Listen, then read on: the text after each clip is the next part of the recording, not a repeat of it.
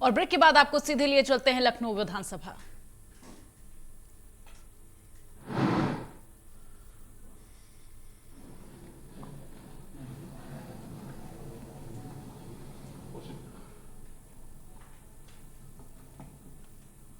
मैं माननीय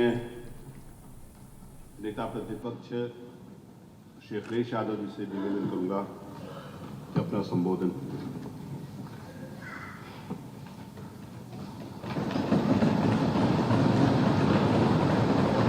भारत के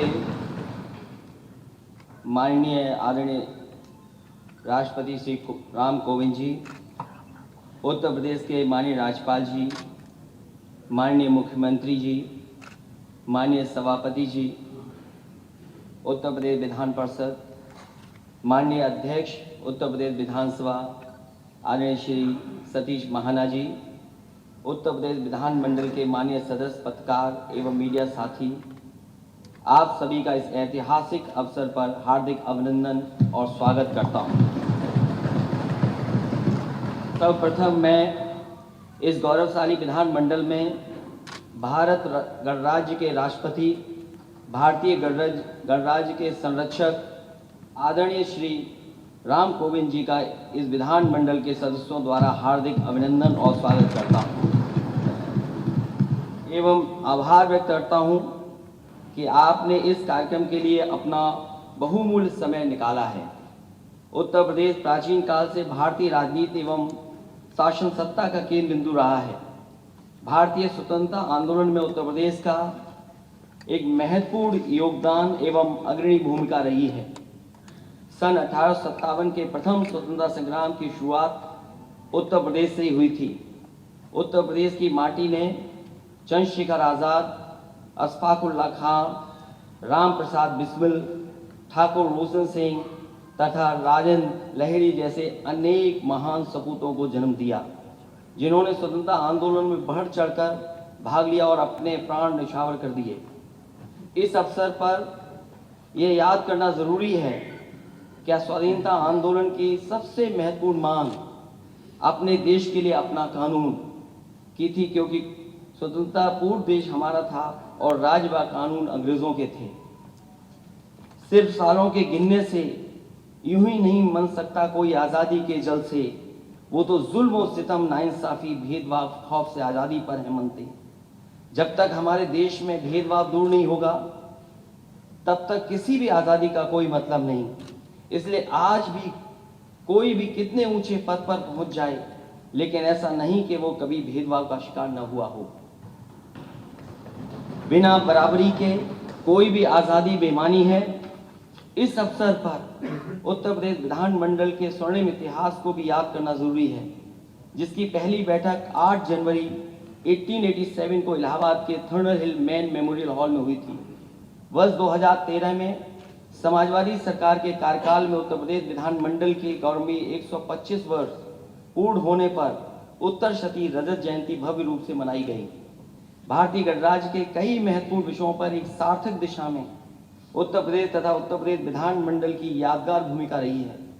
हिंदी को राजकाज की भाषा बनाने की पहल सन 1937 में उत्तर प्रदेश विधानमंडल में ही शुरू हुई, जिसे समाजवादी सरकारों ने हमेशा आगे बढ़ाने में अग्रणी भूमिका निभाई। हिंदी उर्दू साथ रहे। आज़ादी की कुर्बानी में वतन शमा के परवाने जलते रहे थे भरी जवानी में। अशफाक उल्लाह खां, भगत सिंह ने जोड़े प्रश्न कहानी में, तब अंग्रेज गया भारत से आग लगाकर पानी में। समाजवादी सरकार के कार्यकाल के दौरान उत्तर प्रदेश विधानसभा के आधुनिकीकरण के क्षेत्र में आमूलचूल सुधार किए गए। इस अवसर पर उन महान स्वतंत्रता सेनानियों को नमन करना जरूरी है, जिनके त्याग और बलिदान के फलस्वरूप हम आज विधानमंडलों में अपने राज्यों के लिए कानून बनाने की स्थिति में हैं। उत्तर प्रदेश विधानमंडल को इस बात का गर्व है कि स्वतंत्रता आंदोलन के अग्रणी भूमिका निभाने वाले अंतर्राष्ट्रीय ख्याति प्राप्त शख्सियतें इसकी सदस्य रही। भारत के प्रधानमंत्री पर सुशोभित होने वाले श्री लाल बहादुर शास्त्री, श्री चौधरी चरण सिंह एवं श्री विश्वनाथ प्रताप सिंह भी इसी सदन के सदस्य रहे। समाजवादी चिंतक आचार्य नरेंद्र देव, श्री नाज नारायण जी ने और सुधारवादी चिंतक सर सैयद अहमद खान ने इस विधानमंडल की शोभा बढ़ाई। स्वतंत्रता संग्राम सेनानी, प्रखर चिंतक एवं महान समाजवादी राजनेता डॉक्टर राम लोहिया भी उत्तर प्रदेश के ही थे। जनता की आवाज उठाने के लिए विपक्ष हेतु विधायिका का एक सशक्त फोरम है। हमारा यह प्रयास होना चाहिए कि विधायिका अधिक से अधिक दिनों के लिए मिल सके। प्रतिपक्ष को विभिन्न माध्यमों से अपनी बात कहने का मौका अधिक से अधिक मिलना चाहिए, तभी संसदीय लोकतंत्र सुदृढ़ होगा। उत्तर प्रदेश ने संसदीय लोकतंत्र की प्रगति में महत्वपूर्ण योगदान दिया है। समाज के सभी वर्गों को प्रतिनिधित्व देते हुए इस बेहतर कोई व्यवस्था नहीं हो सकती। हम सभी का यह प्रयास होना चाहिए कि इस व्यवस्था को अधिक सुदृढ़ बनाएं और संरक्षित करें। हम सबके लिए गौरव की बात है कि माननीय राष्ट्रपति जी उत्तर प्रदेश के हैं। हमारे प्रदेश के युवाओं को उनसे प्रेरणा मिलेगी। उत्तर प्रदेश की गरिमा, समृद्धि, संस्कृति और संस्कार की प्रतिष्ठा पर आंच नहीं आने देनी है और इन सारे संकल्पों के लिए आपका आशीर्वाद और मार्गदर्शन अवश्य रहे। आपके मार्गदर्शन में भारत केवल प्रगति के पथ पर ही नहीं बढ़ेगा, बल्कि भारतीय संविधान का संरक्षण भी प्राप्त होगा और देश व प्रदेश के गरीब, दबे, पीड़ित महिलाएं, बच्चे और समाज के पिछड़े लोगों को आपका संबल प्राप्त होगा। हम विश्वास के साथ हम इस विधानमंडल में आपका पुनः हार्दिक अभिनंदन और स्वागत करते हैं। बहुत बहुत धन्यवाद। धन्यवाद मान्यवर अखिलेश जी।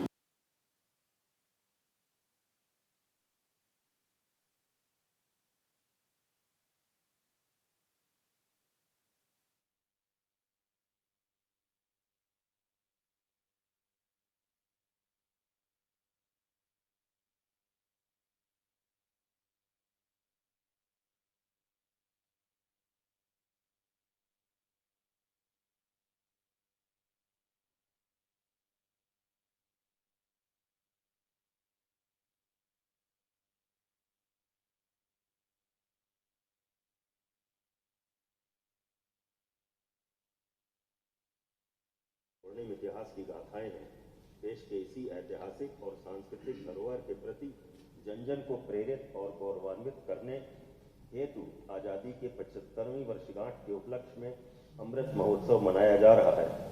इस अमृत महोत्सव में भारत की अपनी उपलब्धियां, विचार, एक्शन और संकल्प शामिल है, जो स्वतंत्र भारत के सपनों को साकार करने के लिए और आगे बढ़ने के लिए प्रेरणा देगा।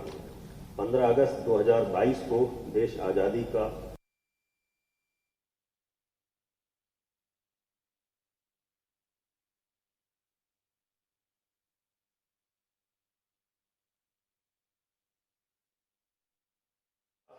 यह महोत्सव 15 अगस्त 2023 तक चलेगा। आदरणीय प्रधानमंत्री जी द्वारा अमृत महोत्सव प्रारंभ करने का विशेष प्रयोजन यह था कि 91 वर्ष पूर्व इसी दिन राष्ट्रपिता महात्मा गांधी द्वारा नमक सत्याग्रह की शुरुआत की गई थी। गांधी जी ने 12 मार्च 1930 को अपने चुने हुए 78 अनुयायियों के साथ साबरमती आश्रम से अपना ऐतिहासिक दांडी मार्च प्रारंभ किया और 241 मील लंबी पदयात्रा के बाद दांडी पहुंचकर 6 अप्रैल 1930 को नमक बनाकर कानून तोड़ा। मात्र 78 लोगों के साथ शुरू की गई ये पदयात्रा दांडी पहुंचते पहुंचते जन आंदोलन का रूप ले चुकी थी। इस जन आंदोलन से ब्रिटिश साम्राज्य की जड़ें तक हिल गई थीं। आज़ादी के पश्चात भारत ने विश्व में अपना नया मुकाम बनाया। आज भारत हर क्षेत्र में आगे है, पर जब भारत गुलामी की बेड़ियों में जकड़ा था, तब इस देश को स्वतंत्र कराने के लिए बहुत से वीर सपूतों ने बलिदान दिया और बहुत कष्ट सहे। परंतु अभी भी बहुत से लोग हैं जो आज़ादी के संघर्ष को नहीं जानते। इसलिए आज़ादी के अमृत महोत्सव के माध्यम से उन सभी लोगों को आज़ादी के सही मायने बताना बहुत ज़रूरी है। आज़ादी के अमृत महोत्सव में उन वीर सपूतों को याद करना है जिन्होंने अपना सर्वस्व देश पर न्यौछावर कर दिया था। आज भारत अखंड है और बहुत तीव्र गति से हर क्षेत्र में आगे बढ़ रहा है। आज़ादी के बाद भारत को अनेक चुनौतियों का सामना करना पड़ा, लेकिन भारत इन सब चुनौतियों से बाहर निकलते हुए आत्मनिर्भर भारत बनने की ओर तीव्र गति से अग्रसर है। आज़ादी का अमृत महोत्सव, जिसमें आज़ादी की ऊर्जा का अमृत है, स्वाधीनता सेनानियों से प्रेरणाओं का अवसर है, नई ऊर्जाओं और संकल्पों का अवसर है, राष्ट्र के जागरण का उत्सव है, स्वराज के सपनों को पूरा करने का अवसर है, वैश्विक शांति को बनाए रखने का महोत्सव है। हम सबको गर्व करने के लिए अथाह भंडार है। यह अवसर अमृत के रूप में वर्तमान पीढ़ी को प्राप्त होगा, एक ऐसा अमृत जो देश के लिए कुछ करने के लिए प्रेरित करेगा। आज़ादी के 75 वर्ष से 100 वर्ष तक की हमारी जो यात्रा होगी, आत्मनिर्भर भारत के साथ, नए भारत के साथ विश्वगुरु भारत बनने का सपना इन्हीं 25 वर्षों में युवा पीढ़ी के हाथों से हम पूरा करेंगे। मान्यवर, आपके कुशल नेतृत्व में भारत नित नए नए प्रतिमान स्थापित कर रहा है। आज इस पावन अवसर पर हम सभी संकल्प लेते हैं कि भारत को उसी दिशा में महाशक्ति बनाने का मार्ग प्रशस्त करेंगे। सबका साथ, सबका विकास के साथ सबका विश्वास अर्जित करेंगे। भारत जल्द ही सुख समृद्धि से संपन्न होगा और अपने स्वर्णिम इतिहास को दोहराएगा। जय हिंद, जय भारत। धन्यवाद सभापति महोदय। अब मैं माननीय मुख्यमंत्री जी से विनम्रतापूर्वक निवेदन करूंगा कि हम सबको मार्गदर्शन दें।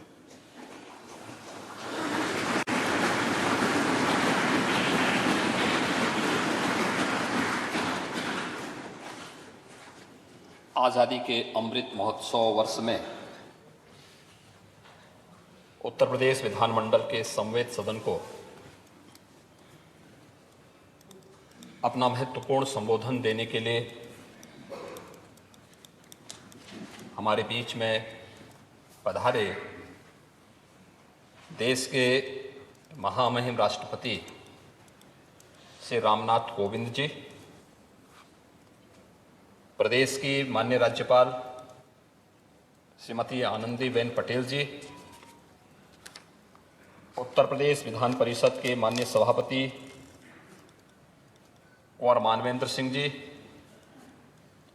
उत्तर प्रदेश विधानसभा के माननीय अध्यक्ष श्री सतीश महाना जी, विधानसभा में नेता प्रतिपक्ष माननीय श्री अखिलेश यादव जी, उत्तर प्रदेश विधानमंडल के सभी माननीय सदस्यगण, मैं उत्तर प्रदेश विधानमंडल के समवेत सदन को संबोधित करने के लिए यहाँ पर पधारे देश के महामहिम राष्ट्रपति जी का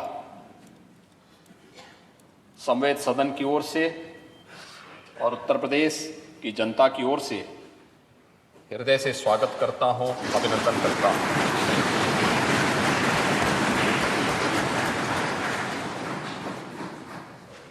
आज़ादी के अमृत महोत्सव वर्ष के उपलक्ष्य में आपने विधानमंडल की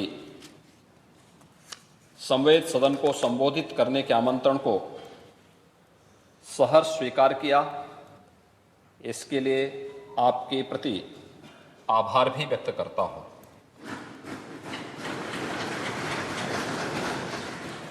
माननीय महोदय, आपकी गरिमामयी उपस्थिति हम सभी के लिए एक नई प्रेरणा है।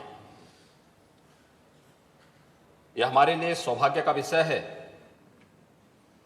कि इस ऐतिहासिक अवसर पर हमें आपका महत्वपूर्ण संबोधन और मार्गदर्शन प्राप्त होने वाला है। उत्तर प्रदेश वासियों के लिए यह गौरव का विषय है कि महामहिम राष्ट्रपति जी उत्तर प्रदेश के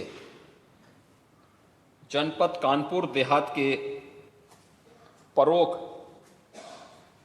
गांव में जन्मे। एक साधारण परिवार में जन्म लेना, स्कूली शिक्षा और उच्च शिक्षा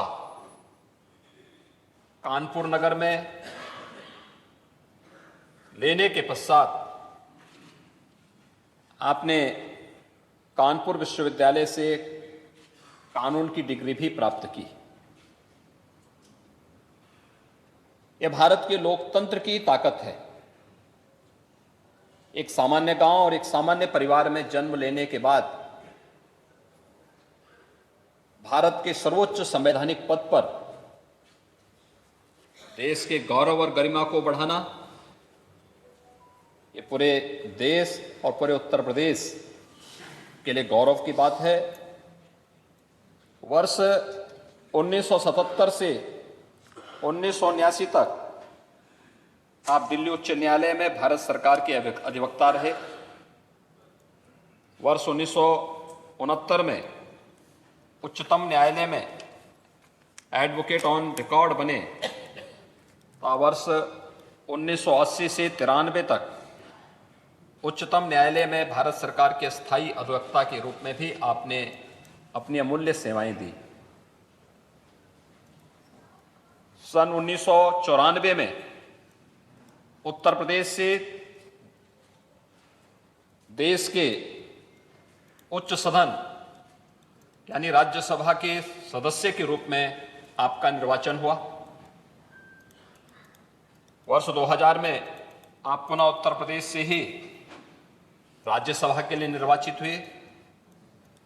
राज्यसभा की अनेक महत्वपूर्ण समितियों के सदस्य के साथ ही राज्यसभा की हाउस कमेटी के सभापति के रूप में भी आपने अपनी अमूल्य सेवाएं दी।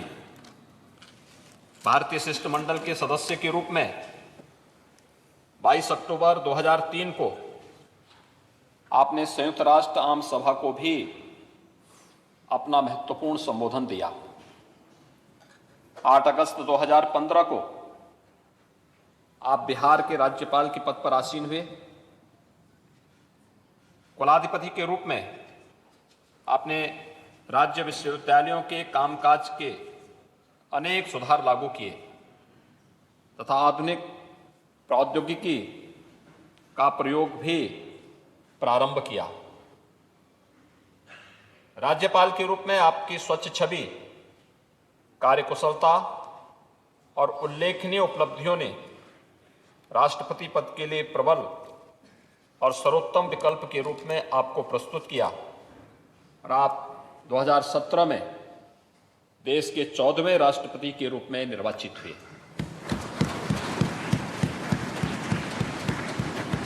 देश के सर्वोच्च संवैधानिक पद को धारण करने वाले आप उत्तर प्रदेश के प्रथम राष्ट्रपति भी हैं। भारत के प्रथम नागरिक के रूप में आपने भारत की ओर से शांति, प्रगति और भाईचारे का संदेश संपूर्ण विश्व को दिया। राष्ट्रपति के रूप में आपको Madagascar, Equatorial Guinea, Eswatini, Croatia, Bolivia और गिनी गणराज्य द्वारा वहां का सर्वोच्च राजकीय सम्मान भी प्रदान किया गया है। आदरणीय प्रधानमंत्री श्री नरेंद्र मोदी जी के यशस्वी नेतृत्व में सेवा, सुशासन और गरीब कल्याण के प्रति समर्पित 8 वर्ष पूर्ण हो रहे हैं। इन 8 वर्षों के दौरान देशवासियों के आत्मविश्वास में बढ़ोतरी हुई है। प्रत्येक क्षेत्र में बुनियादी सुविधाएं बढ़ी हैं। जरूरतमंदों तक बिना भेदभाव विकास और कल्याणकारी योजनाओं का लाभ पहुंचा है। तब भारत को एक नई वैश्विक प्रतिष्ठा भी प्राप्त हुई है। स्वाधीन भारत के इतिहास में पिछले 8 वर्षों का यह कार्यकाल बेमिसाल साबित हुआ है। आजाद भारत की 75वीं वर्षगांठ स्वतंत्रता के गौरवशाली इतिहास की पुनरावलोकन का एक अवसर भी है, जिसे पूरा देश आजादी के अमृत महोत्सव के रूप में मना रहा है। उत्तर प्रदेश को यह गौरव प्राप्त है कि उसकी धरती से ही सन 1857 में देश का प्रथम स्वातंत्र समर की शुरुआत हुई थी। इतिहास के पन्नों में आजादी के ऐसे भी नायक हैं जिन्हें हो सकता है उचित स्थान न प्राप्त हुआ हो, परंतु उनके योगदान को कभी विस्मृत नहीं किया जा सकता।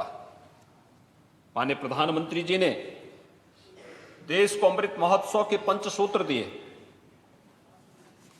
ये सूत्र हैं आजादी की ऊर्जा का महोत्सव, यानी अमृत महोत्सव का मतलब आजादी की ऊर्जा का महोत्सव, स्वाधीनता सेनानियों से प्रेरणा का महोत्सव, नए विचारों का महोत्सव, नए संकल्पों का महोत्सव, आत्मनिर्भरता को प्राप्त करने का महोत्सव। ये 5 सूत्र आजादी की लड़ाई के साथ साथ आजाद भारत के सपनों और कर्तव्यों को देश के सामने रखकर आगे बढ़ने की प्रेरणा देंगे। आजादी का अमृत महोत्सव हमें आत्मावलोकन का अवसर दे रहा है। 2047 का भारत कैसा होगा, इसके लिए माननीय प्रधानमंत्री जी ने आगामी 25 वर्ष के कालखंड को अमृत काल निर्धारित करते हुए नवीन संकल्प के साथ नए लक्ष्यों को प्राप्त करने के लिए पूरे देश के नागरिकों को परिश्रम करने के लिए आह्वान किया है। इस अवसर पर याद करना आवश्यक होगा कि आजादी के इस आंदोलन की सबसे महत्वपूर्ण मांग अपने देश के लिए अपने कानून की थी। देश हमारा, लेकिन शासन अंग्रेजों का, इसलिए कानून भी उन्हीं का था। लंबे संघर्ष के बाद हमें अपना कानून बनाने का अधिकार मिलने की शुरुआत हुई। यद्यपि हमें कानून बनाने का पूरा अधिकार नहीं मिला था, केवल शुरुआत हुई थी। इसके दृष्टिगत राज्य स्तर पर विधानमंडल की स्थापना का मार्ग प्रशस्त हुआ और 5 जनवरी 1887 को विधान परिषद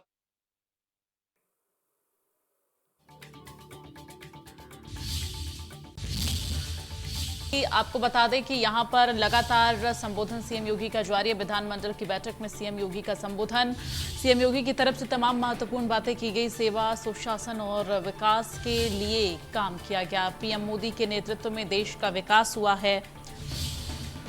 तो केंद्र के 8 सालों में कई विकास कार्य हुए हैं। तो आपको बता दें कि एक तरफ जहां केंद्र सरकार के कार्यकाल को 8 साल पूरे हुए, उसका भी जिक्र यहां पर किया गया है। आज़ादी का अमृत महोत्सव कार्यक्रम आयोजित किया गया है, जहां पर इस वक्त आप देख रहे हैं विधानमंडल की बैठक में सीएम योगी का संबोधन हो रहा है। सेवा, सुशासन और विकास के लिए काम किया गया है, सीएम योगी आदित्यनाथ की तरफ से कहा गया।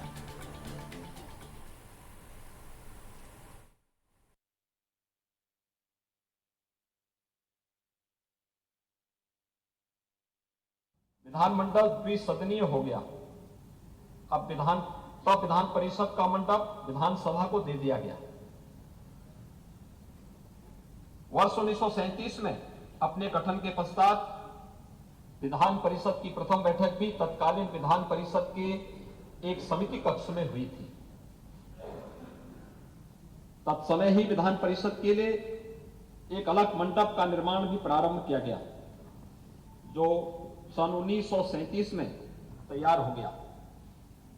महामना पंडित मदन मोहन मालवीय जी, पंडित गोविंद बल्लभ पंत जी, डॉक्टर ईश्वरी प्रसाद जी, पंडित मोतीलाल नेहरू जी, श्रीमती महादेवी वर्मा जी, डॉक्टर संपूर्णानंद जी, राष्ट्रीय पुरुषोत्तम दास टंडन जी, गणेश शंकर विद्यार्थी जी, आचार्य नरेंद्र देव जी जैसी विभूतियां उत्तर प्रदेश विधानमंडल के मान्य सदस्य रही हैं। देश के प्रधानमंत्री को सुशोभित करने वाले श्री लाल बहादुर शास्त्री जी, चौधरी चरण सिंह जी, श्री विश्वनाथ प्रताप सिंह जी भी इसी विधानमंडल के माननीय सदस्य रहे हैं। भारत के साथ शायद ही किसी राज्य के विधानमंडल में देश को 3-3 प्रधानमंत्री दिए हों। जनवरी 2013 में उत्तर प्रदेश विधानमंडल का उत्तर सती रजत जयंती समारोह आयोजित किया गया था। इस अवसर पर 8 जनवरी 2013 को तत्कालीन महामहिम राष्ट्रपति श्री प्रणब मुखर्जी जी ने विधानमंडल के पूर्व और वर्तमान मान्य सदस्यों को संबोधित किया था। उत्तर प्रदेश विधानमंडल अपनी स्थापना काल के पश्चात ही अनेक ऐतिहासिक घटनाओं का साक्षी रहा है, चाहे वह सामाजिक क्षेत्र हो, आर्थिक क्षेत्र हो, राजनीतिक क्षेत्र हो। उत्तर प्रदेश विधानमंडल ने प्रत्येक क्षेत्र में समय समय पर देश को एक नई दिशा और विभिन्न विधानमंडलों को एक मार्गदर्शन भी दिया है। जनता के कल्याण और प्रदेश की प्रगति की दिशा में नए मापदंड और आयाम भी स्थापित किए हैं। राष्ट्रपिता महात्मा गांधी की 150वीं जयंती के अवसर पर आहूत विशेष सत्र में पहली बार सतत विकास के लक्ष्यों पर लगातार दिन रात 36 घंटे की चर्चा भी देश के सामने एक चर्चा का विषय रहा। संविधान दिवस 26 नवंबर 2019 को संविधान को अंगीकार किए जाने की 70वीं वर्षगांठ पर विधानमंडल के विशेष सत्र में भी एक सार्थक चर्चा हुई थी। माननीय प्रधानमंत्री जी के नेतृत्व और मार्गदर्शन में स्वतंत्रता सेनानियों के सपनों के अनुरूप भारत का विकास वर्तमान में हो रहा है। इसके तहत उत्तर प्रदेश द्वारा विशिष्ट उपलब्धियां हासिल की गई हैं। नए भारत का नया उत्तर प्रदेश निरंतर आत्मनिर्भरता की ओर अग्रसर है। प्रदेश सरकार राज्य के समग्र विकास तथा गांव, गरीब, किसान, नौजवान, महिलाएं सहित समाज के प्रत्येक वर्ग के कल्याण के लिए पूरी प्रतिबद्धता के साथ कार्य कर रही है। सुदृढ़ कानून व्यवस्था से प्रदेश में विकास और निवेश का एक माहौल बना है। ईज ऑफ लिविंग का लक्ष्य प्राप्त किया जाना विभिन्न योजनाओं और कार्यक्रमों का केंद्र बिंदु है। राज्य सरकार के प्रभावी प्रयासों के परिणाम स्वरूप उत्तर प्रदेश आज केंद्र सरकार की 4 दर्जन विकास और जन कल्याणकारी योजनाओं में देश में प्रथम स्थान पर है। प्रदेश के युवाओं को रोजगार एवं नौकरी प्रदान करने और उन्हें सामर्थ्यवान बनाने के लिए राज्य सरकार कृत संकल्पित है। प्रदेश के औद्योगिक विकास के लिए विशेष प्रयास किए जा रहे हैं। उत्तर प्रदेश राष्ट्रीय पटल पर एक समर्थ प्रदेश के रूप में उभरा है। अब हमारा राज्य देश की दूसरी बड़ी अर्थव्यवस्था बनने की ओर अग्रसर है। वैश्विक महामारी कोविड-19 के दौरान जीवन और जीविका दोनों को बचाते हुए उत्तर प्रदेश में कोरोना का प्रभावी प्रबंधन भी किया गया। उत्तर प्रदेश के 18वीं विधानसभा में कई विशिष्ट रूप से मान्य सदस्य निर्वाचित हैं। अभी हाल ही में महामहिम राज्यपाल जी के भाषण एवं वर्ष 2022-23 के प्रदेश सरकार के बजट पर विधानमंडल के मान्य सदस्यों ने संसदीय परिपक्वता का परिचय देते हुए एक सारगर्भित चर्चा को आगे बढ़ाया। मुझे विश्वास है कि महामहिम राष्ट्रपति जी के संबोधन से मान्य सदस्यगण लाभान्वित एवं प्रेरित होंगे। महामहिम राष्ट्रपति जी का मार्गदर्शन और आशीर्वचन मान्य सदस्यों के संसदीय और विधायी जीवन की सफलता में एक मार्गदर्शक सिद्ध होगा। मैं आजादी की 75वीं वर्षगांठ एवं आजादी के अमृत महोत्सव वर्ष के उपलक्ष्य में उत्तर प्रदेश विधानमंडल के संवेद सदन में पधारने हेतु भारत के महामहिम राष्ट्रपति जी का पुनः हार्दिक अभिनंदन करते हुए उनके प्रति हृदय से आभार व्यक्त करता हूं।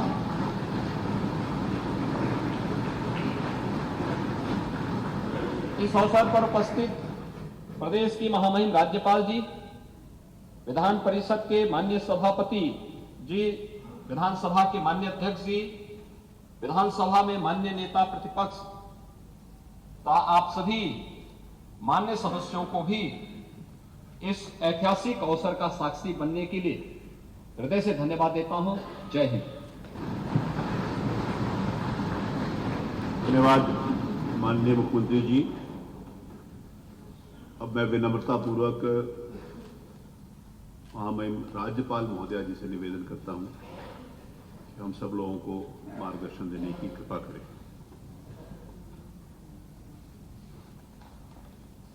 देश के माननीय राष्ट्रपति श्री रामनाथ कोविंद जी, उत्तर प्रदेश विधान परिषद के माननीय सभापति कुंवर मानवेंद्र सिंह जी, उत्तर प्रदेश विधानसभा के माननीय अध्यक्ष श्री सतीश महाना जी, उत्तर प्रदेश के माननीय मुख्यमंत्री योगी आदित्यनाथ जी, माननीय नेता प्रतिपक्ष श्री अखिलेश यादव जी, दोनों सदनों के माननीय सदस्यगण, इस ऐतिहासिक अवसर पर मैं महामहिम राष्ट्रपति जी का स्वागत एवं अभिनंदन करती हूँ। उत्तर प्रदेश विधानमंडल के माननीय सदस्यों के लिए आज गौरव का क्षण है।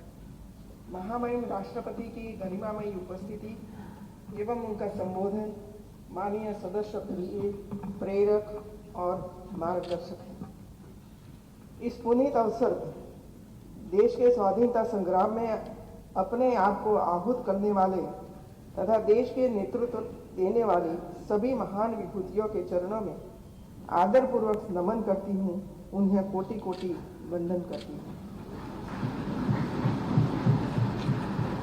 मैं उन सभी वीर जवानों को भी नमन करती हूँ जिन्होंने आज़ादी के बाद भी राष्ट्र रक्षा की परंपरा को जीवित रखा, देश की रक्षा के लिए सर्वोच्च बलिदान दिया और शहीद हो गए। इसके साथ ही जिन पुण्य आत्माओं ने आजाद भारत के पुनः निर्माण में प्रगति की एक एक ईंट रखी, 75 वर्ष में देश को यहाँ तक पहुँचाया, मैं उन सभी को भी नमन करती हूँ। आजादी का अमृत